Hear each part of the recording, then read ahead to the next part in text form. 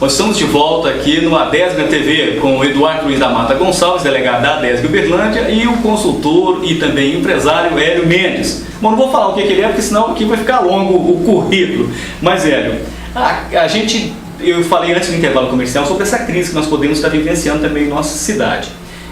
Nós vimos aí, principalmente na área imobiliária, ou seja, houve um boom aí de novas construções e tal, e hoje nós já estamos vendo que tem algumas empresas já vendendo apartamentos que já estão quase prontos a R$79 mil, mobiliados para ver se atrai compradores. Porque nós tivemos aí há 2 anos atrás terrenos que valiam 15, 10 mil reais, hoje sendo vendido a 80.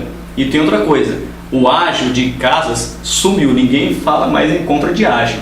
Isso aí mostra que muita gente apostou nos imóveis, assim como ocorreu nos Estados Unidos, todo mundo querendo uma casa nova, e depois acabou fazendo aquele superaquecimento, ninguém tinha dinheiro para pagar, e o que aconteceu?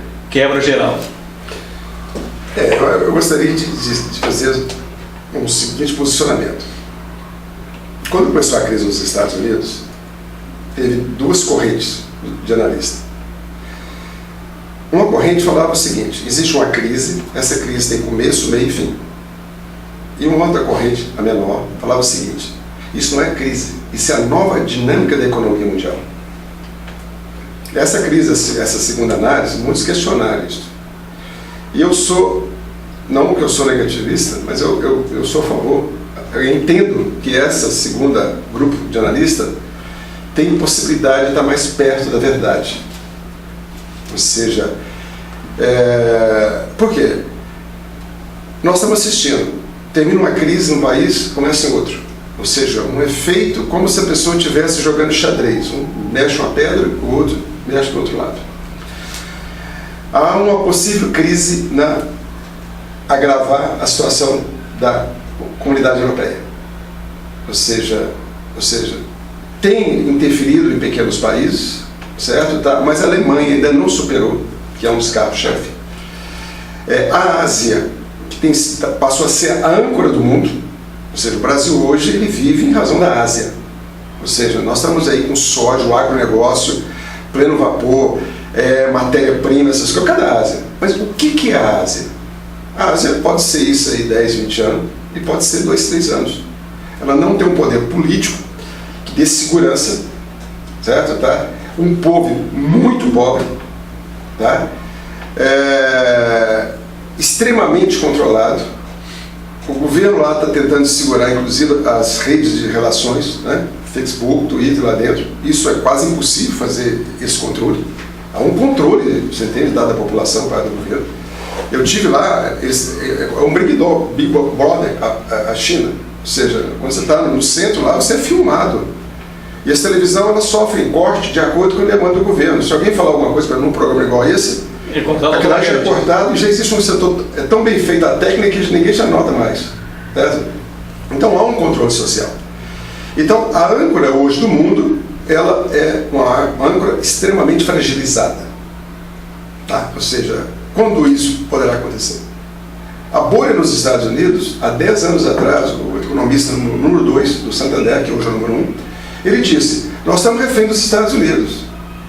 Nós não sabemos quando essa bolha vai acontecer. 3 anos depois a bolha estourou. E não era uma bolha, era, de uma certa forma, um conjunto de problemas que o americano estava tendo. Então, voltando para a nossa região, quem é da construção civil está satisfeito, gostando, o governo está gostando, mas nós estamos começando aí com a inflação aí já desde o governo passado. Índices manipulados.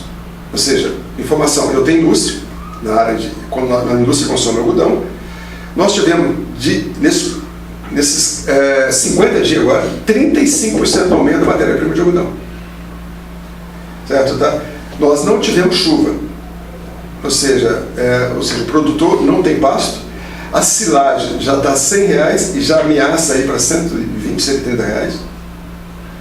Ou seja, então o quadro aí, ele é preocupante. Não, e mesmo porque a gente, o Brasil já começando a importar feijão da China, 28% do nosso feijão consumido hoje está vindo da China, a gente já fica meio preocupado com o que será da feijoada, né? E uma coisa que nós temos que ressaltar é que o mundo mudou, não só no aspecto cultural, organizacional, mas climático, certo? As mudanças climáticas que estão acontecendo, nossa geração não viu nada parecido com o que está acontecendo. Regiões que não chovia, chovendo demais. Regiões que chovia, não chovendo. Chuvas fora de época. Mudanças inesperadas, certo? Tá? E a agricultura não tem proteção para isso. Eu tive recentemente no Paraná e a temperatura estava em 40 graus. Ou seja, eu levei blusas de frio, porque estava o período de frio para a região sul, mas ali estava fazendo 40 graus. Eu tive que sair para uma loja para comprar roupas mais leves. E você falar no Paraná fazendo calor de 40 graus, é realmente alguma coisa está mudando. Sim, muito. Agora, que receita? Eu acho que ninguém tem receita. Eu acho que a gente pode dizer que nós temos necessidade de ter alguns preceitos. Né? Que preceitos são esses? É reconhecer que essa dinâmica mundial mudou. Segundo, que todas as organizações vão ter que rever as suas visões estratégicas, certo? Tá? As suas estruturas. Nós estamos mediante uma nova, como eu coloquei no segundo bloco, de um novo perfil de sociedade em relação à criança, à mulher e à terceira idade. As escolas, eu sou professor, né, de pós-graduação aqui em Uberlândia, eu vejo que o próprio material, certo, tá, são material usado em algumas escolas, inclusive alguns até encadernamento. Na minha escola não usa isso, porque nós somos contra a apostila, né, porque a apostila demora para atualizar. Que o conhecimento que está sendo dado não tem muito a ver com as organizações que estão. Então, recentemente foi publicado no Jornal do Estado de São Paulo que a falta de liderança do setor privado será o grande gargalo para o crescimento do Brasil nos próximos anos. Estima-se retardar 20% do crescimento por falta de bons gestores na organização. Segundo dado da pesquisa, que as pessoas que ocupam o lugar-chave doam de si apenas 60% do potencial por falta de bons gestores. Okay? Então, as escolas nossas estão desatualizadas. As nossas empresas, certo, tá? Sobrevivem em cadeias produtivas ineficientes, porque não adianta a sua empresa ser eficiente se o seu fornecedor não é e se o seu cliente não sabe utilizar seus produtos. Então, existe uma cadeia de valor ineficiente. Tá? Então, nós estamos num mundo que o primeiro preceito é parar e falar o seguinte: não tem ninguém dono da verdade, nós estamos diante de grandes mudanças e é necessário rever os aspectos educacional, judiciário, né? Toda a estrutura governamental para atender esse novo mundo que nós temos na frente. Se alguém tem dúvida, basta olhar o perfil dos seus filhos. Que, finalizando, né, que a minha cultura não é pouco diferente do meu pai. A do meu pai foi exatamente do meu avô. E dos meus filhos não tem nada a ver comigo. Então mudou totalmente aí. E eu quero até aproveitar que nós já estamos no final do programa, infelizmente é só meia hora, isso passa num piscar de olhos.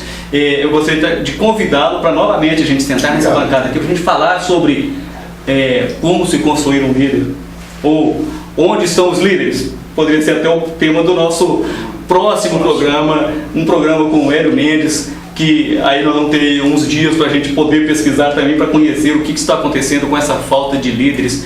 Inclusive nós estamos aí já à beira de uma eleição municipal, o ano que vem nós vamos ter eleição municipal, e nós ficamos pensando, quem vai substituir o prefeito Adelmo Leão, que não pode de novo candidatar à prefeitura, mas um cargo na prefeitura de Uberlândia, né? Ele vai ter que deixar o cargo. Então nós temos que caçar os nossos líderes, tanto para o Poder Executivo, quanto os líderes para as nossas empresas. Mas isso aí para um próximo programa, tá ok?